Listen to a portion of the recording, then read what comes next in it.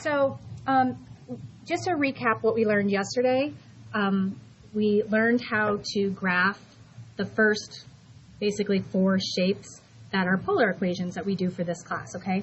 We learned how to graph a circle. We learned the heart, the loop, and the dimple, right? So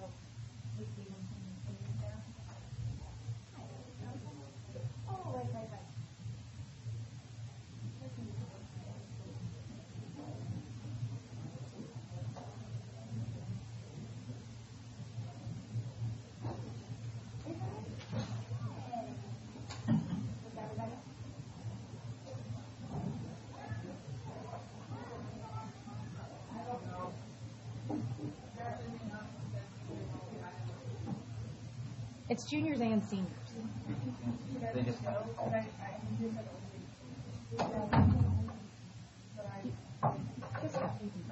Yeah.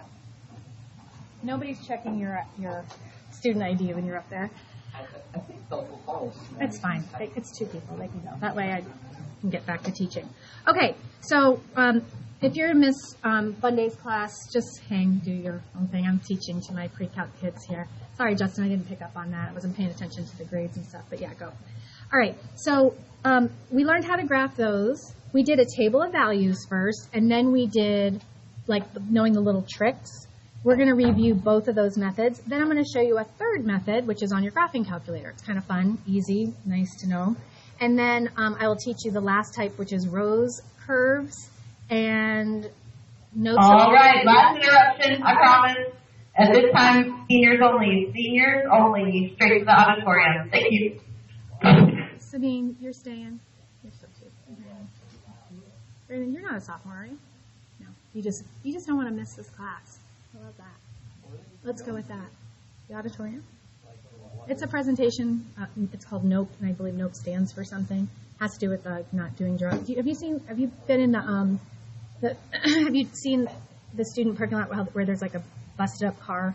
Yeah. That it has to do with that. In the past, they had a parent that came in and talked about stuff that happened. Ask Officer Kamini. I have no idea.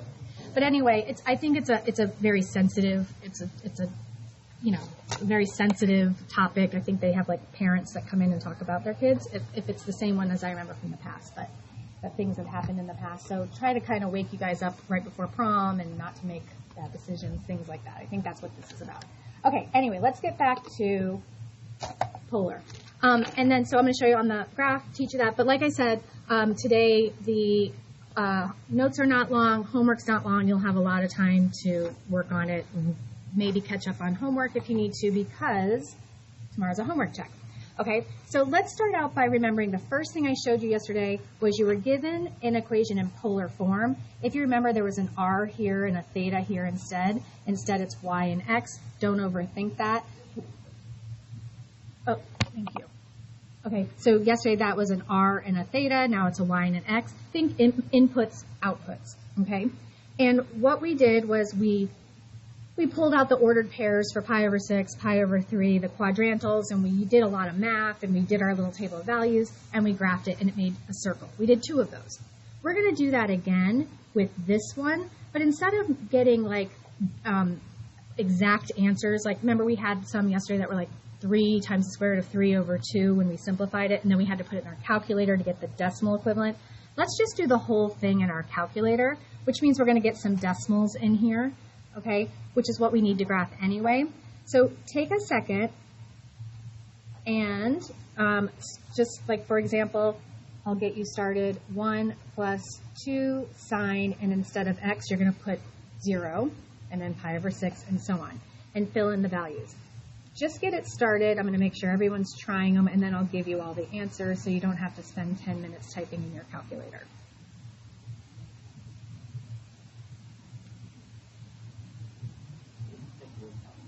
You should be typing in right now so I see that you're doing it. Oops, pi over. Right here, right? So I typed in, you can't see. These calculators are great, but these digital ones don't show up so well up here. So I'm just using this equation and typing in 0, getting that answer. Then typing in pi over, these are my inputs. I don't know how to do that. I have that ability? Okay. Tell me, Sabine.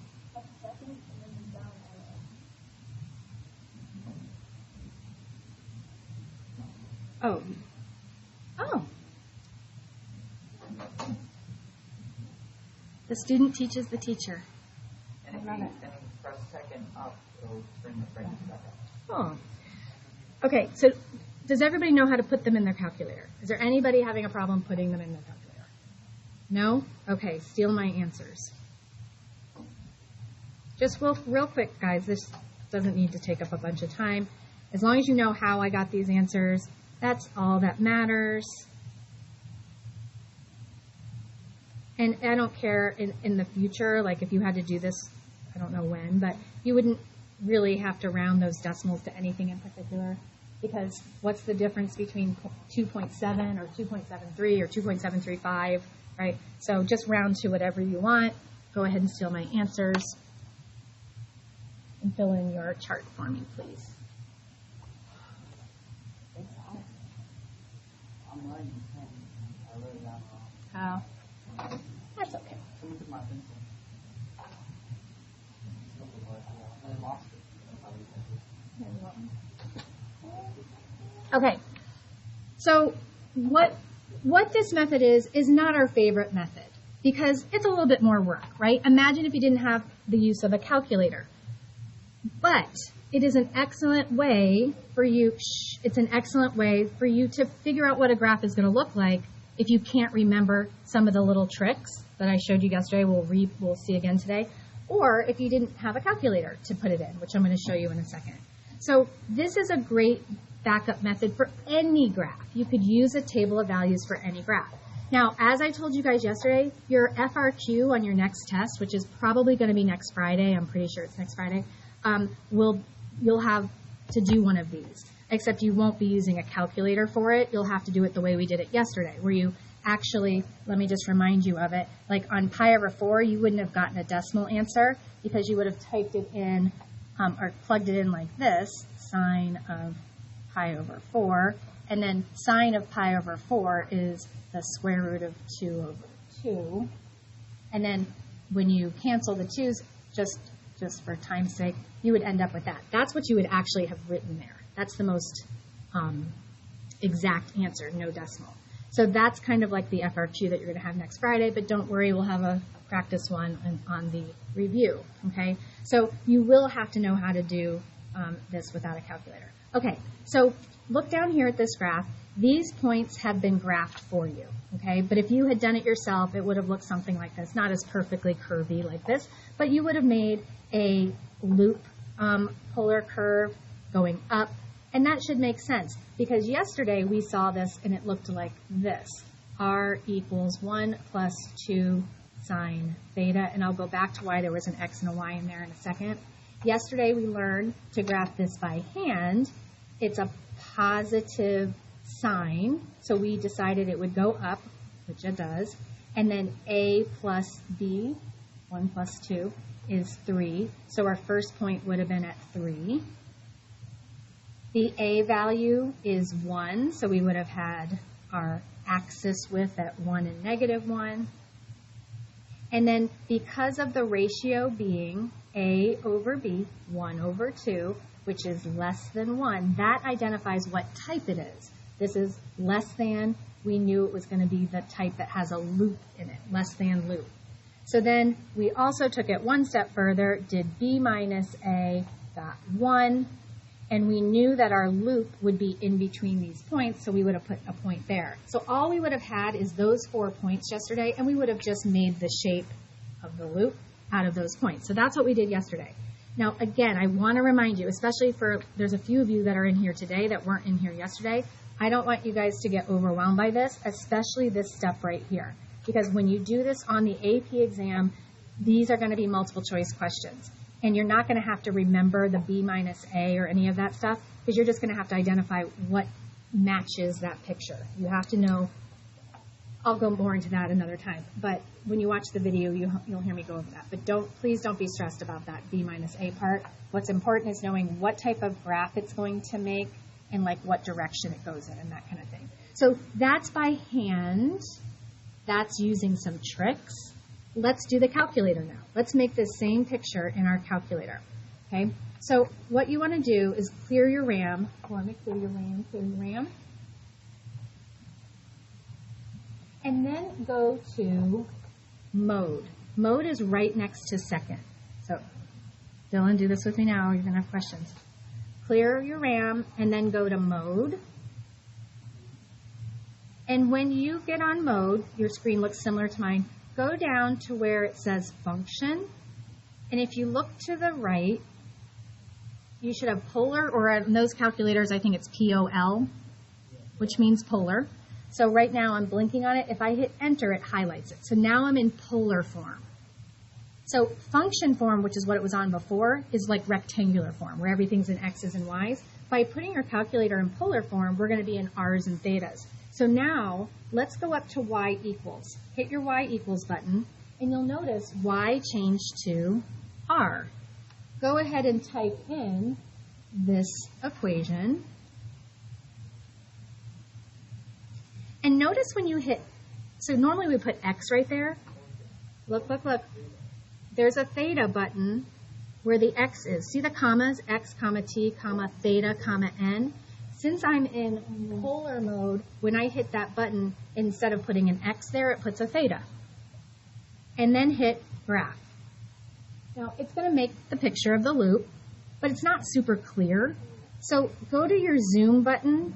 And I like to use number 7, zoom trig, whenever I'm doing in polar mode, because I think it's the best representation of the graph. And so you can see, there it is in the third method. Table of values, using some tricks, using a graphing calculator.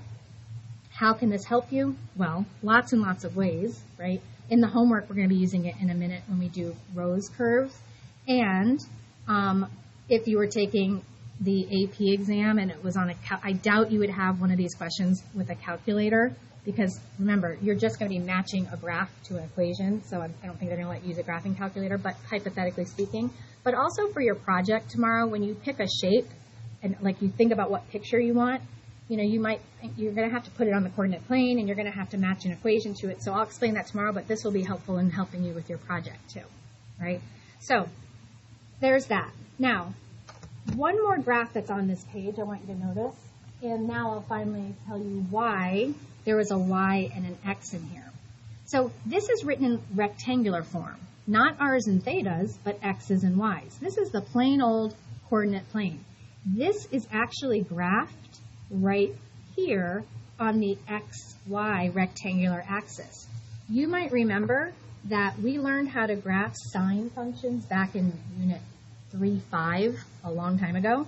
Remember, it was like middle up, middle down, middle. We had amplitude and period and phase shifts, and then we shifted up or down. This graph on a different plane, okay, on the XY algebraic rectangular axis, is just a middle up, middle down, middle with an amplitude of 2, and then all the points go up 1. That's a +1. We normally would see it at the back, but in the front it's the same too. It's just moving all the points up 1. So this is middle up, middle down, middle, and then all the points shifted up 1. So these points are the same points that are here. These points are the same points that are here. The difference in the graphs is simply one is on rectangular coordinate plane, one is on the polar coordinate plane, okay? So it's kind of a cool connection between all those things. All right, so let's now, I'm going to teach you about the Rose curves, which is our last one. So you got to go backwards, my dears, and it might be on green paper because it's even. Anytime it's an even number, you people that have green have to go. You people, you darlings, you precious students of mine. And I tried, there's one page I didn't, but all the other pages I tried to write big on the bottom, like what the page is, so you didn't have to look for it. But find page 168. So we're almost done. We only have one section left, 3.15, Monday and Tuesday, and we're done learning new stuff. So we won't have to deal with these green pieces of paper for much longer. Okay, so what we have learned so far is circles. Circles had this equation. Let's just do one of them. I'll do both of them. A cosine theta, and R is A sine theta. That was the first one. So you need to know that when you see an equation like that, it makes a circle. And then we learned how to graph those yesterday, like number 1 and 2 in your homework, really simple. Okay? Then we learned about the plus ones, like the one we just did. When you have a plus or a minus here, it's going to be either a loop, a dimple, or a heart. Okay? The last one we need to know is rose curves. Rose curves look like these two here. What you'll notice is added into these, the only difference between these and a circle is that n. There's a multiple, it's called a multiple angle. We multiply the angle by n. Okay? So if you look ahead at these first two examples, there's that 3 and that 5. Because those numbers are there, that makes these rose curves. If the 3 weren't there and the 5 weren't there, these would be circles. Okay? So it's just knowing that. Also, let me give you my speech about rose curves. Rose curves are the hardest ones to graph if we're going to go really deep into them. We're not, okay? So I saved them for last because honestly, until last night, I wasn't really sure what I was going to do with them. And then I kind of realized I could spend days teaching you guys rose curves, making you super, super familiar with them, and so you don't really whatever. I could give you tons and tons of them, so you pretty much know all the different types and what they look like and how to graph them without a graphing calculator. But then I realized out of, 40 or so multiple choice questions, what are the chances that you get one rose curve that won't match what I'm teaching you today? So let me just tell you, we're going to take these really, really simple. You're going to know the basics about them, and I'll leave your Calculus BC teacher to teach you more in depth about these. Because if you look up above, the symmetry stuff with this is huge. It's all about symmetry with these graphs. It's a ton to teach you that you would have to memorize, and I just don't think it's worth it to maybe get one question on the AP exam. Okay, so I just made an executive decision as the leader of this room that we weren't going to go too deep into it. So anyway, so now we know what the equation looks like, and it's all about the n. Okay, n is always going to be greater than or equal to 2. Right? Because if you put a 1 there, it's a circle. So it's got to be 2 or more. So that's all that means. And if n is odd, there will be that many of petals. So if there's a 3 there, we'll have 3 petals. And when I say petals, I mean like a rose. They're not roses, but they're flowers, so they just call them rose curves. They make petals just like on a flower. Okay? If n is even, expect 2 times that number of petals. So if there's a 2 there, we'll have 4 petals. If there's a 10 there, you would have 20 petals. Okay? So in our first example, n is odd. So we will have that many of petals. So our graph is going to have 3 petals. And if you remember yesterday, we learned cosine axis is left and right. And if it's positive, we're going to have our first point to the right. And that's the same case here. We're going to make our first petal is going to go to the right. How far to the right is your A value? A is 2, so I'm going to have a petal look something like that. It can be skinnier, it can be fatter. We're going to look at it on a graphing calculator anyway. It's the 2. N is the 3 that gives you the number of petals.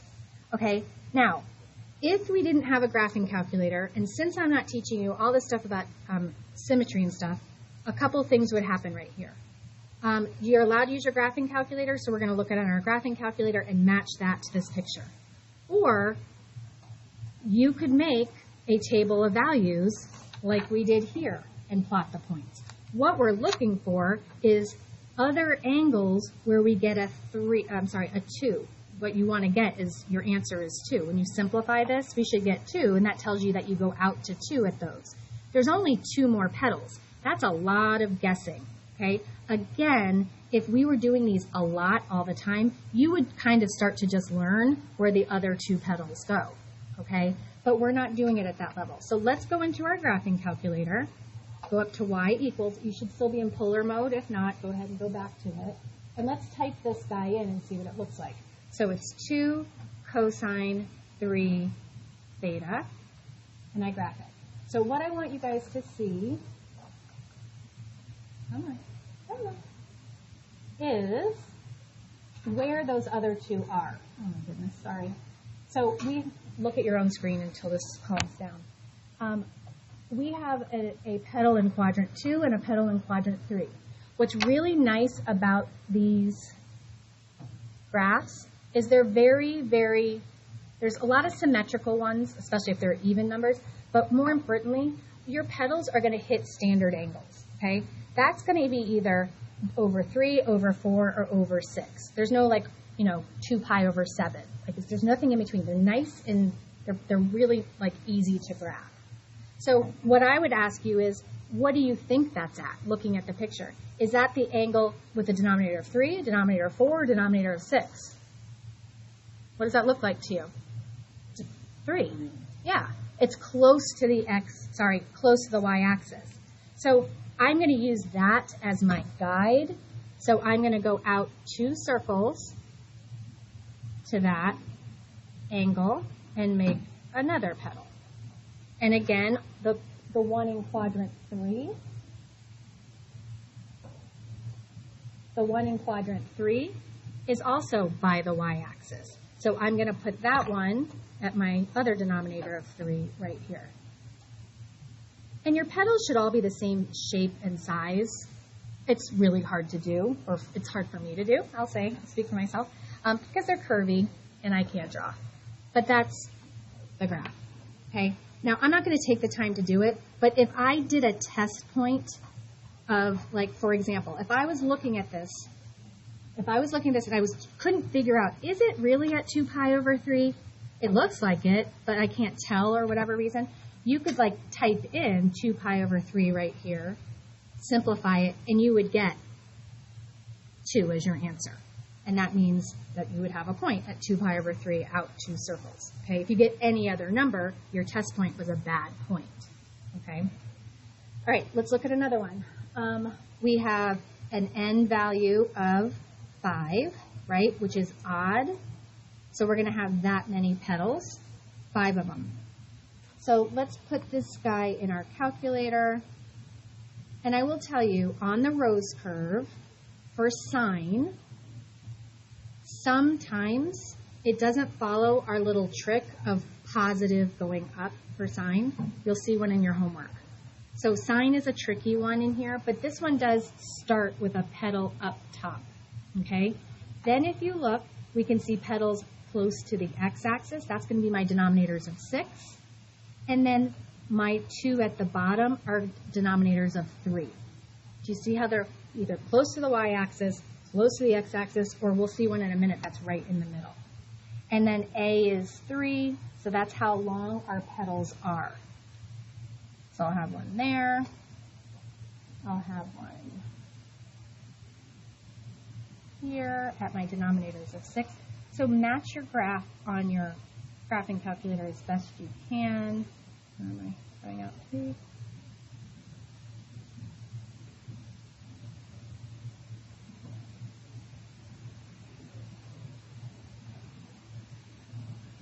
Sorry, my lines are just not really there. My circles are really faded. That's not too bad. More or less. Less. Why is it at the top? Look at your picture. Did you graph it? Look at your picture. Yeah. Well, here they have graphed it. I think I see the whole thing. Are you on Zoom Trig? Are you on Zoom number 7? Okay. That was one of the things I said to do. It makes it look, it's a little clearer, okay? And you can play with those zooms. There might be one you like better. Zoom Trig is what I like. All right, let's try some even ones and then we'll be done. Again, recognize, sorry, page 169. Sorry, give me a second to get there. Last 2.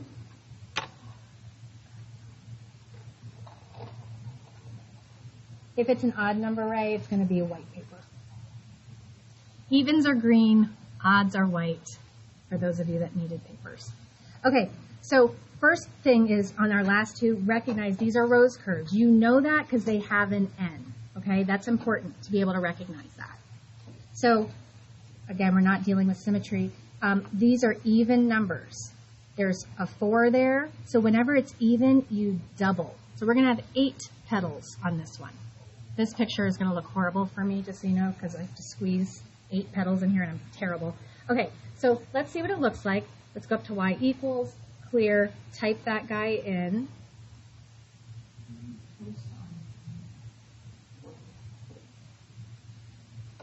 So what you should be picking up on is you have petals on all 4 axes, and then one in the middle of all the other quadrants. So we go out 3 on all the petals. So 3, 3, 3, 3, and then we're going to have ones in the middle too.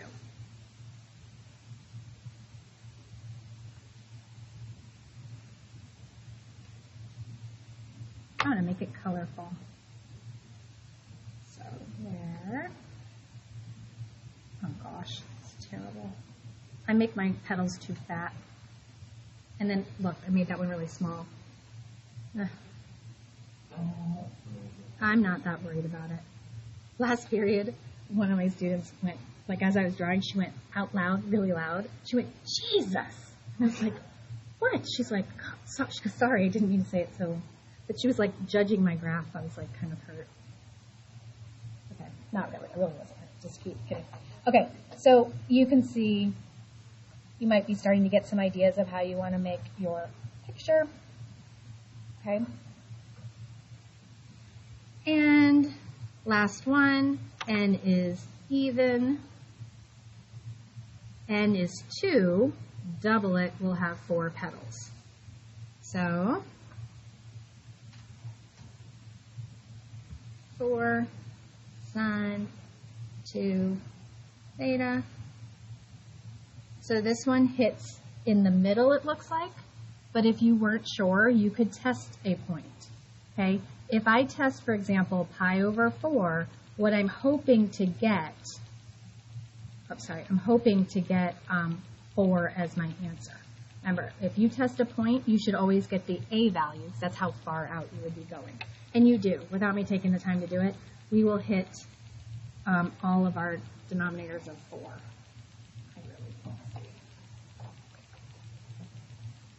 So that would be here.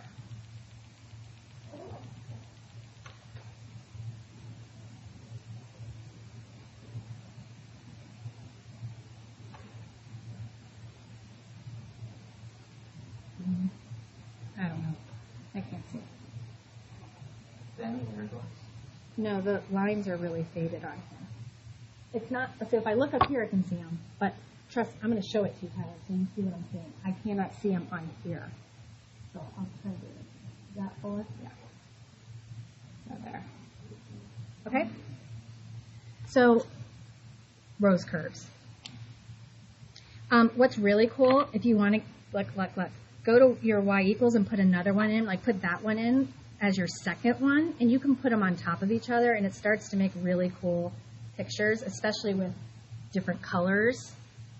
So you could, and mine is color, of course, so like every time I do another one, it'll like use a different color. But you can put them on top of each other, like looks kind of like a butterfly.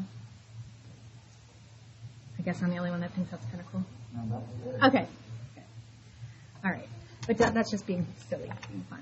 Okay, the assignment is on page 175 and 176. An odd and an even. Sorry.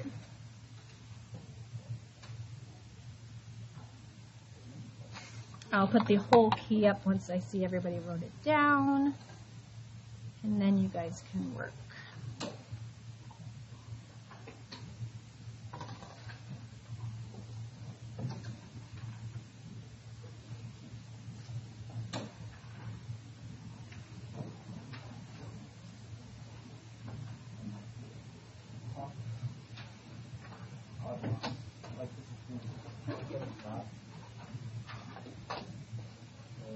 What's this?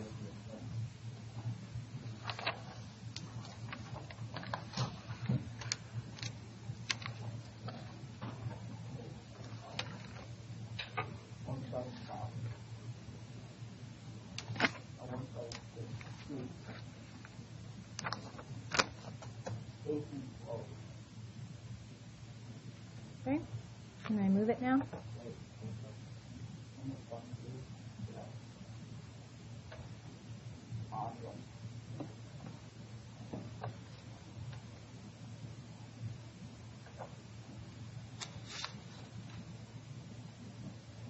So you should finish your homework in class, no problem. If there's something you have a question on, please ask. Maybe make sure all your other homeworks are up to date like I suggested for the homework check tomorrow. It's at the end of it. Yeah.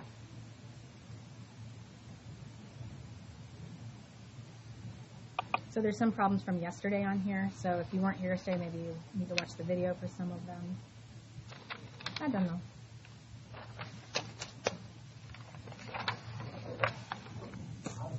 Mm-hmm.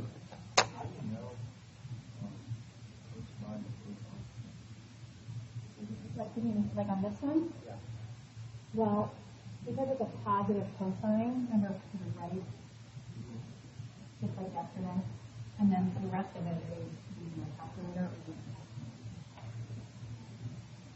So,